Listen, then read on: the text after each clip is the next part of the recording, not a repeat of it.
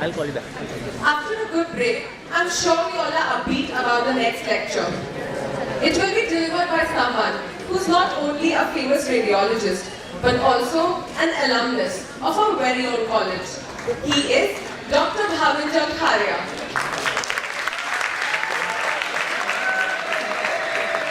May I request my colleague to present sir with a token of our gratitude. A round of applause.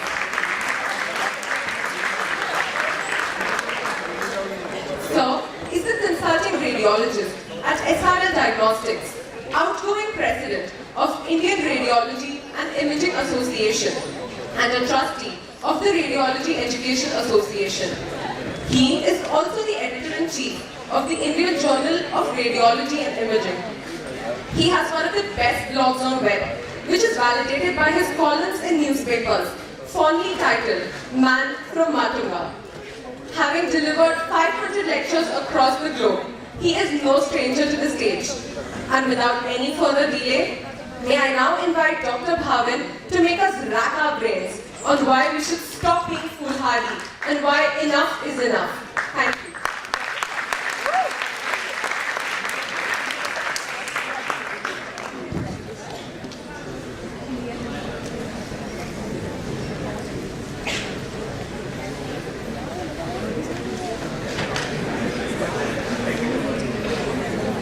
We have the lights on. You know, when you grow old, you can't see too well.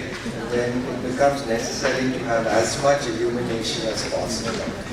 I'm assuming that all of you have had food, yeah, and you're satiated, and all the blood has gone into your stomach. There's nothing left in the brains, and you need to sleep for some time now. So if you have to, please go to sleep. I have no problems. Just don't snore because it will disturb the people around you. I was to speak on something called Enough is Enough, Stop Being Foolhardy, which is a topic that we kind of decided on about a month or month and a half back, and there was a lot of back and forth happening. There was a certain thought process in my mind, and they kept telling me, make it humorous, make it funny. And I said, you know, it's difficult to talk about anything in medicine and make it funny. You know, when Tushar comes here with this quiz, you will realize that you can have a lot of humor in medicine. But these are very, very touchy. You know, after the, what is it, All India what? Yeah, I can't use that phrase on stage because then I might also have an FIR filed against me.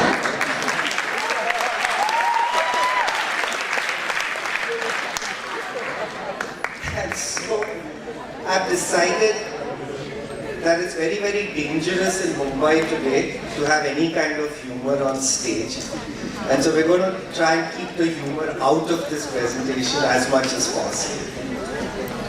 What happened last month is that a few of us friends got together, and I'm going to talk about what is happening in our lives, in the lives of ex-cyanites, and how we're learning a few things as we go along, and I thought I would share that with you.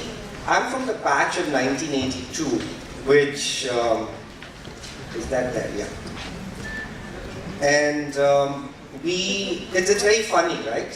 When you talk about a medicine batch, you always talk about the batch that you enter in.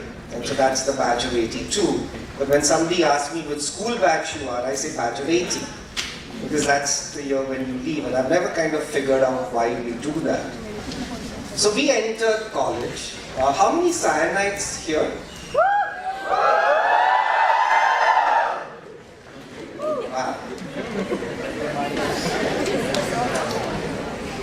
So there were 100 of us who entered medicine, and we had this physiology lecture hall where you had to sit according to roll numbers. I don't know if that is still the case. And they got my last name wrong. So instead of J, they put a Z. And so Jhankaria became roll number 96 and they never corrected it. We had a physiology professor called Dr. Davolkar, and some of you might have heard him about 6 months ago when he gave a lecture on Vedanta and philosophy and medicine in the same physiology lecture hall. We used to call him Bap, and Bap would come on the first day of the physiology lecture, which was the first ever lecture of your medicine life, and he would rattle out the name and number of every student from 1 to 100 without looking at the attendance sheet.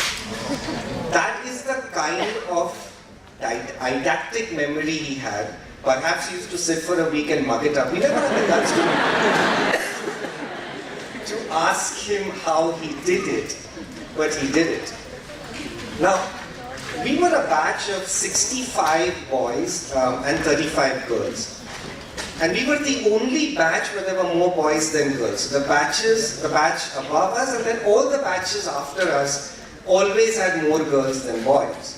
And you realize that boys in medicine are a very valuable commodity, right? Because there are so many more girls, and girls need to marry boy doctors if they want to practice properly in life, etc., etc. So clearly, the boys in my batch were strutting around all the time. But 20 of those 35 girls were in the last 25. So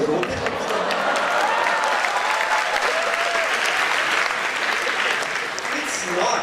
The point of telling you this was that have you ever been surrounded by 17-year, I'm sure some of you are surrounded by 17 and 18-year-old girls.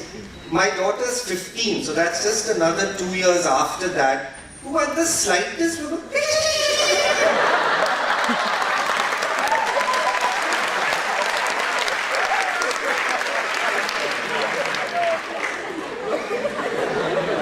and we used to wait for the anatomy lecture to start so that we could run out and then be with the boys. Not that the boys were any different, but at least you had some respite from all these girls. So anyway, we went through medicine. When we finished third MBBS, we were a batch of about 85. But eat your heart out, right? This is where we were so different. We had a 1:1 ratio of finishing MBBS to getting a PG seat. 1:1. Which means everyone who wanted to do a PG residency out of our batch, no entrance exams, right? It was all on third MBBS marks, got a postgraduate seat. You may not have got what you wanted, but you got a PG seat. So essentially, we then moved on, finished our residency, and as happens, people got married, they got busy in their careers. Some people married, divorced, remarried, had kids, had more kids, all of that went on. And, some of us stayed in touch. 20 people moved out of the country, 10 are in the US, 10 are in the UK, there's one guy in Australia. About 6 people in other parts of the country. But about 60 of us are still in Mumbai and practicing. And kind of I think over the last 3 or 4 years, when we realized that, careers are set, we have a little free time, kids are growing. A couple of my friends are now, they're just about 50, but they're grandparents. Can you believe that? And, we started reconnecting. And then something weird happened. So in between there was Facebook and some more people connected and we used to keep meeting. And then WhatsApp happened. And it happened. That's the true word. And I still remember the date. A friend of mine had come from Florida. A few of us had met, and we were discussing a potential grand reunion, where everybody would turn 50. And on the 27th of December, 2013, I made this big mistake of starting a WhatsApp group with 30 of us friends. And the first day was fine, everyone said hi, how are you? The second day was okay. And from the third day onwards, 30 people could generate 400 messages a day.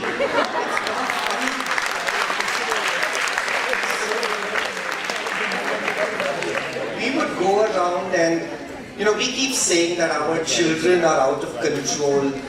They are constantly stuck to their phones and they can't, they're lost in a digital world. Now the kids were telling their parents, Mom, what's wrong with you? Why are you not looking up from your phone? Why do you have that silly grin on your face? And that went on.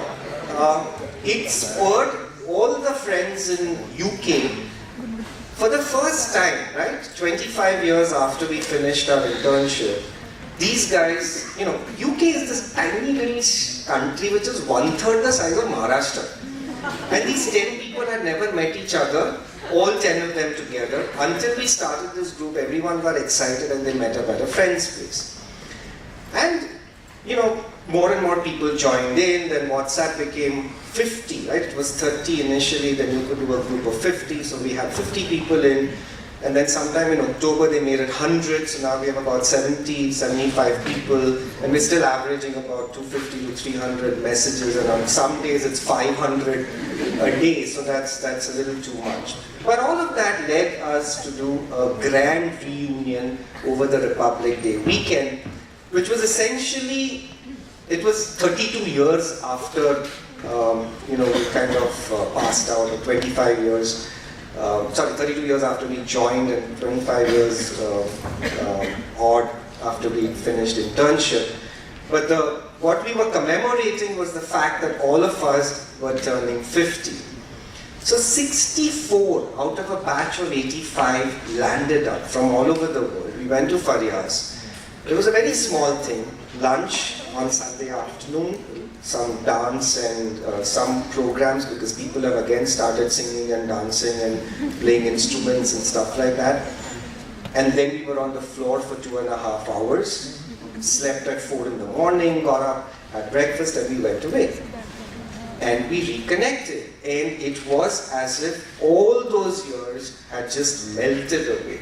And we were back to being those giddy-headed, teenagers or late teens or medical students in LTMMC. And it was just amazing, a magical moment that allowed us to be like we used to be earlier. So there's a moral to this. This whole long-winded story that I've come up with was essentially to tell you this. Your best friends ever will be your school friends, your junior college friends, and your medical college friends.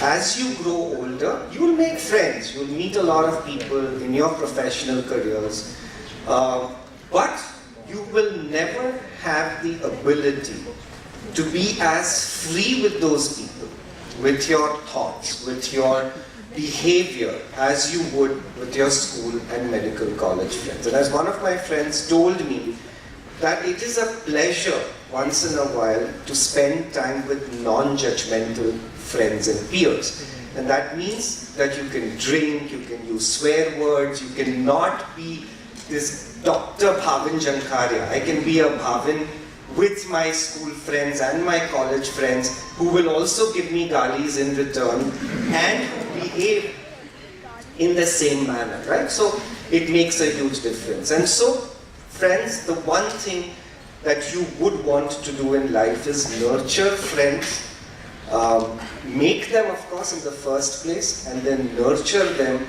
and maintain those friendships. It goes a long way later on in life to allow you to lead a more fruitful life. Okay, so that was all very, very serious. One of the things that I know that it's difficult for you to accept this at this point in time, but trust me when I tell you that each one of you will be successful in life. It's a given. The very fact that you're a doctor, or you're going to be a doctor, and you're a medical student in this room today, means that you're in the top 2 percentile of this country in terms of education, in terms of earning power. Each one of you, irrespective of what you do in life, will get there, right? You will be successful. If you use money as a barometer of success, some of you will make more money, some of you will make less money, that keeps happening. But Professionally and otherwise, all of you will get there. It doesn't matter. Even if you don't do anything, you will get there. By the mere fact that you are in that top 2 percentile of this country. Yeah? So if that's going to happen anyway, yes, you have to work hard, you have to build your career and all of that, you might as well enjoy life as well. And I'm sure among you, there are so many who sing well, who perhaps paint, who write, who play instruments, who are perhaps good at certain sports. And a lot of that you will be able to continue up to your 3rd MBBS, right? And maybe a little bit in internship. And then start the dark ages of medicine. So now you have entrance exams and you study for them, then you start residency, then you do a lecturer's post or you do a fellowship, then you get into practice, either independently or a job in between. Somehow you get married, you don't have a choice, you have kids. All of that takes up a hell of a lot of time. And there are times when I have relatives who come home and they say, do you remember that when you were 26 years old, we had come to your house and had dinner? I said, I don't remember that I was married at that time and who my girlfriend was. Forget remembering having had dinner with you. And then you want me to remember 20 years later. Right? So, it is the dark ages. And every passion that you would have that is not related to work and not related to your wife or your spouse or your family will be lost or will be suppressed.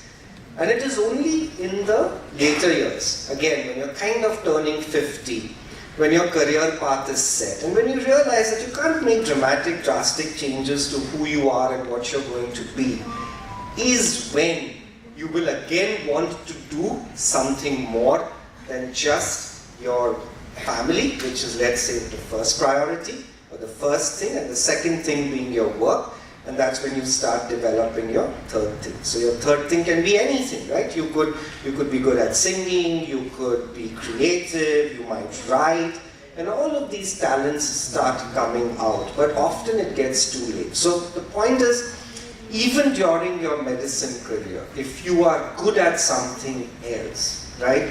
Maintain that, do that, keep it nurtured. You may not have a lot of time to do it routinely, but don't let it wither away, right? It will again help you a lot when you grow older and when you have more time on your hands. So don't let your third thing or your talents die away.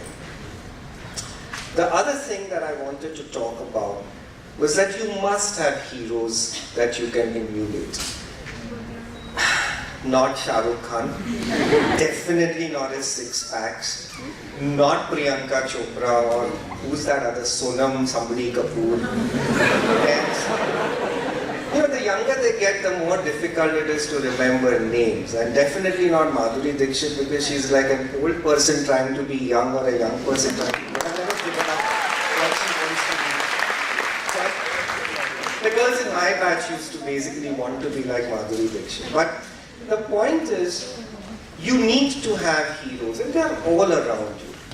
Doctors, people who excel in what they do, people who are really good at something specific. And I'll give you an example. So, I am not a good speaker, right? I don't use elocution skills the way they are taught in school and college. But how many of you have heard Renuka talking? You know Renuka Pradu, the head of ENT and SIAM, right? She is this amazing speaker who even in MBBS days, she's 2 years my senior, was just so amazing. Her colleague Ram Chadha, we had two people in my batch, Shimpa and Amit, just amazing speakers. And so you looked at them and you imbibed from them and you learned and you taught yourself how you could speak perhaps a little better. We had registrars, housemen who we looked up to. I had Anil Damle in medicine, Chaitanya in orthopedics, many others. There was Anita Patel, Anita Bapat, who's now Anita Patel, who's just absolutely good at everything. But people who were just a few years ahead of you or in your batch who were so good at something that you would look up to them and say, I would like to be like them. Not from an envy perspective, but from a perspective that would help you grow. We had professors like Dr. Ramamurthy, who's no more, Dr. Kokhani, who's still around, people you look up to and say, that's what I want to be. Those are the values that I want to imbibe, and those are the people that, that make me proud to be a doctor, right? So you need to have those. I know that there is a shortage of heroes and a shortage of idols today in the medical world, but they're still there. And they are important to look for, and when you find them, to learn for. And that's something you must do. You can't have Mr. Ambani or Mr. Narendra Modi or any of these people, perhaps some sports people here and there, but otherwise, none of the people outside of medicine will have the values that you would look for when you're becoming a doctor. All of them have clay feet. All of them will disappoint you at some point in time. So look for these among your friends, among your seniors, and then among the professors and teachers who are there around you. And trust me, that will make a difference. Now this is what I was actually supposed to speak about. And I thought I would have this prologue coming to this particular topic. And how much time do I have still? 10 minutes? Yeah, that should be good enough. How many of you run? I guess running doesn't happen at this age. So it's, you know, how many of you live in Mumbai? Obviously all of you are in Sion, live in Mumbai, right? If you, on a Saturday or a Sunday, look at the strip from Worli Sea Face to Nariman Point, you'll see this you'll see groups of runners early in the morning.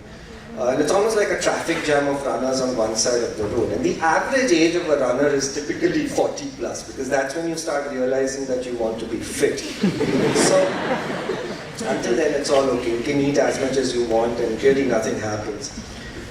And I'm one of them. So I've been running for donkey's years. I've done about, a dozen half marathons. And I ran on the 18th of January, which was again the Mumbai half marathon. And the calendar, that day is marked, and you always work your events around that. My problem is I cramp. And I cramp very badly during a race, around the 18th or the 19th kilometer.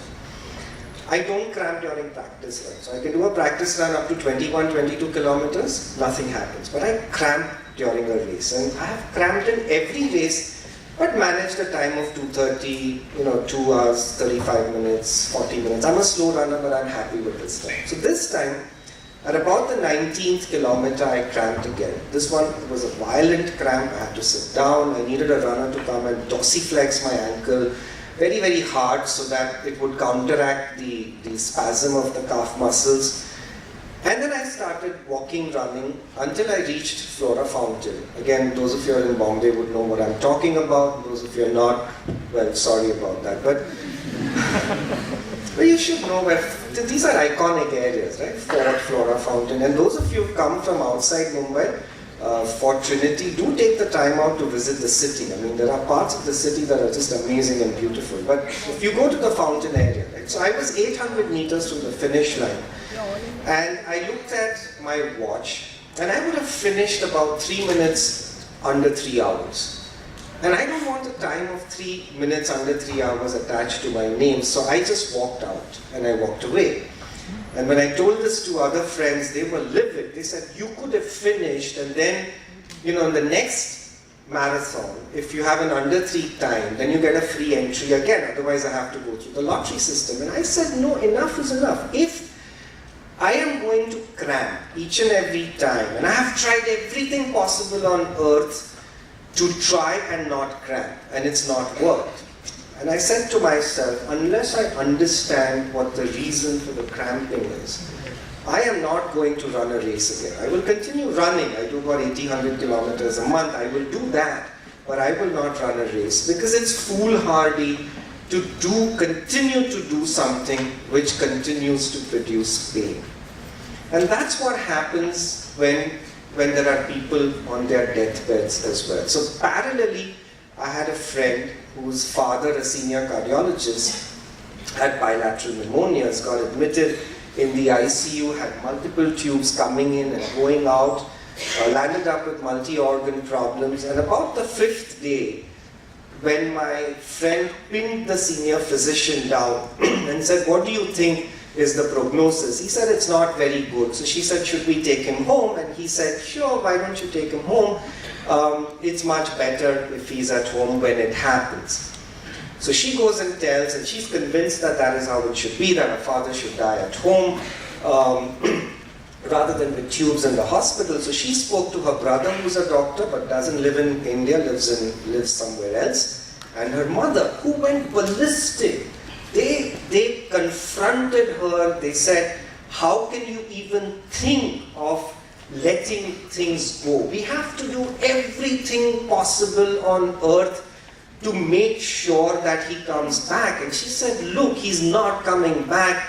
It's better that he dies at home." And they said no. And this went on for 3 or 4 days until the senior physician took a stand, went to the family and said, "Look, he is not going to make it. Wouldn't you rather take him home?" And that's when the mother and the brother, and probably because that then made it easy for them to say that we didn't take the decision, right? The physician took the decision, so they didn't have to blame themselves for it. They took him home, he opened his eyes, said thank you, and then he died 24 hours later. And you need to understand this, right? Many of you may have read Atul Gawande's Being Mortal, right? Which addresses some of these issues. If you haven't, you should read it. As a medical student, it is a lot of learning as well. And learn as doctors, as students who are going to grow into doctors, that there is a time when you have to stop, right? You cannot continue to prolong life. At some point in time, you will say enough is enough and stop being foolhardy. And you can actually apply the same concept to treatment. When you become doctors, when you actually start seeing patients, there will always be this urge to overdiagnose and overtreat. And this can be even ethical in the sense that you're just so young and you're raring to go and you want to make the right diagnosis in every patient and you want to make sure that every patient gets the best treatment on earth, and you will try and do everything possible, often overdoing everything. And you need to realize, for example, you will want to do a serum PSA in every patient who is above the age of 60, and then when you find a nodule in the prostate gland, you would want to treat all of those thinking that's a CA prostate, until you realize that so many people have in situ carcinoma prostate that when you treat them, you're doing more damage than harm. So all of these things you need to imbibe. You need to learn to realize when enough is enough as far as treatment and diagnostics are concerned, and to stop at a point in time and be extremely intelligent about the way you treat patients. The last part, of course, is related to who we are. In my WhatsApp group, and in many groups, about 3 months ago, when MCI came out with some more criteria that regulated the relationship between doctors and pharma companies and vendors, which basically said that you cannot accept gifts from pharma companies cannot take you abroad for so-called vacations or academic vacations, etc. There was a mail that started circulating, written ostensibly by an orthopedic surgeon in Pune, but you can put anybody's name there. And it said that if a car salesman on selling a certain number of cars can get a commission, then why can't doctors get a commission for referring X number of patients to a diagnostic center, etc. If medical reps who go around trying to sell drugs meet a certain level of work, they get bonuses. So if doctors see certain numbers of patients or refer some numbers of patients, or prescribe a certain amount of drugs from the pharma companies. Why can't we get bonuses? And the same vein, you know, somebody does well in a multinational company, then they get a holiday to go abroad. Why can't we as doctors be incentivized by holidays, right? The problem here, right? It's so obvious that you would wonder why other doctors would circulate this particular message. Anyone, what's the problem here? What's the obvious issue here? Yeah? No. But what is the big issue when I use words like car salesman, medical reps? Drawing comparison. How can you, as a medical student, how can I as a doctor ever compare myself to a car salesman or a medical rep, or to that matter even an upper level manager or the CEO of Colgate for that matter? When have they ever in their life saved a life? When have they ever?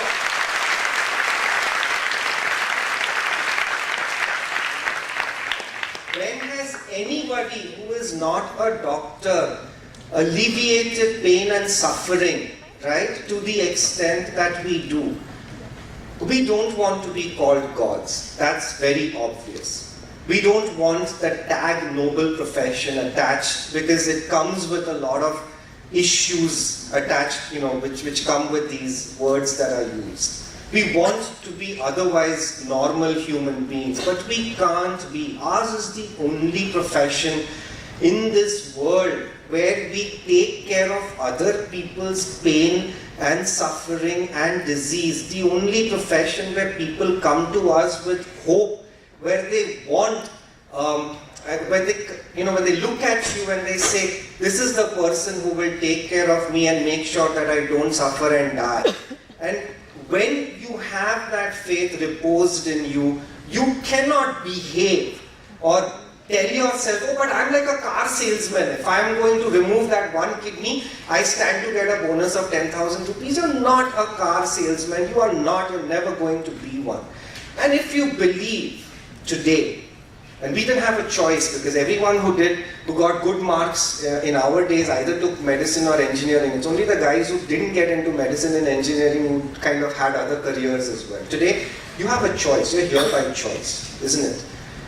And if you believe you took the wrong decision, treat MBBS as an undergraduate degree like any other, like BMM or BA or BSc, and then move away and do whatever else you want in life. Just you'll have lost another year and a half as against your colleagues who probably finished their undergraduate in 3 years. But then don't become a doctor. If you believe you came into medicine to make pots and pots of money, because you'll make a lot of money. I'm not saying that you won't. But you may not make as much money as your friend who at the age of 40 becomes the CEO of a startup IT company and then sells the company to somebody else and does an IPO and then makes millions and millions of dollars. Perhaps that will not happen. It doesn't happen in medicine. But if I am assuming that you took medicine because now that you have a choice of careers, you believed that you could do something good for people, right?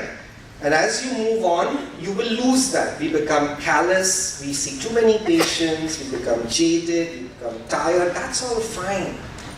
But don't ever compare yourself to anybody else, right? Who hasn't saved a life and who hasn't actually made a difference to somebody's life and disease. Thank you.